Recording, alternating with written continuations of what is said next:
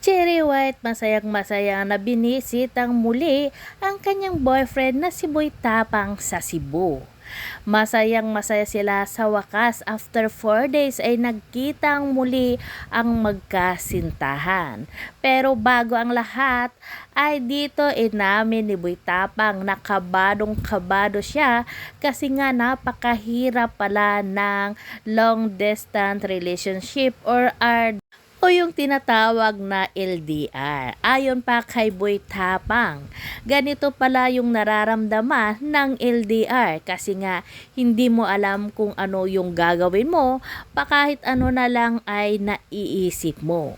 Napasa Maynila kasi itong si Cherry White para na rin sa closure nila ni Boy Tapang. At doon nga ay inamin nila lahat-lahat kung ano nga ba ang totoo dahil na rin sa mga akusasyon ng iba tungkol dito nga kay Boy Tapang na kisyo daw inagaw nito si Cherry White kay Asian Pacboy na ang totoo naman pala ay wala naman siyang inagaw dahil hindi naman magkarelasyon itong si Cherry White at si Asian Pacboy.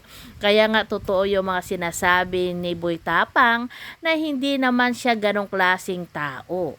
Dito sa video nga makikita natin na tense itong si Boy Tapang at nagpa-practice pa kung paano ibigay yung bulaklak na ayon kay Boy Tapang ay nabili niya lamang doon sa may kalsada sa halagang 350 pesos. At ayon sa kanya, siguro sa lahat ng tao na magbigay ng bulaklak kay Cherry White, siya lang yung pinakamura.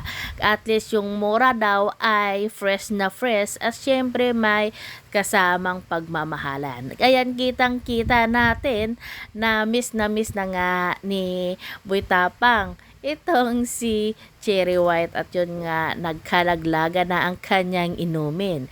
Pero kahit na ganun pa man na tumatawa itong si Boy Tapang ay makikita mo pa rin yung kaba niya sa dibdib. O diba? Ayan, sa wakas magkasama na silang muli kasi nga ayon nga kay Boy Tapang ay doon na daw muna magstay si Cherry White sa Cebu kasi ayaw niya na muna doon sa Maynila.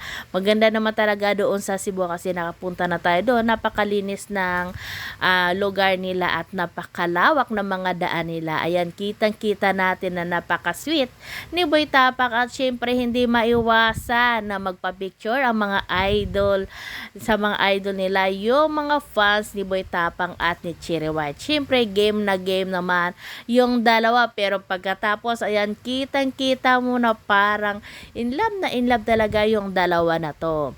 Kaya naman sana magiging masaya sila at kung ano man yung pinapakita ngayon nila, sana sa susunod ay mas lalo pa nilang ipakita kung gaano nila kamahal yung bawat isa. Dito nga nagsasabi nga itong si Boy Tapang na ngayon niya lang daw nararamdaman ito. Ayon pa sa kanya, lasing daw siya ng pagmamahal dito kay Cherry White.